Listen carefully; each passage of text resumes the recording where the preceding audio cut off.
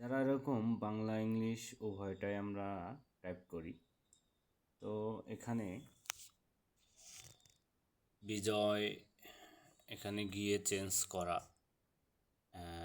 এটা হচ্ছে সময় লাগে এটা করতে, এবং নিয়মজি থেকে টাইমস নিউ রোমান এটা করতে সময় লাগে।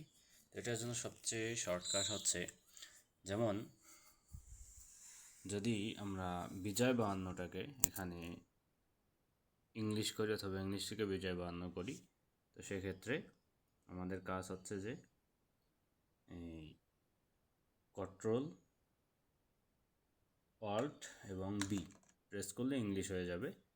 আবার সেটাকে যদি আমরা বিজয় 52 করি, আবার কন্ট্রোল অল্ট বি দিলে বিজয় 52 হয়ে যাবে। এবং এখানে নিয়মজি এটা বিজয় 52-র ক্ষেত্রে আমরা ব্যবহার করি।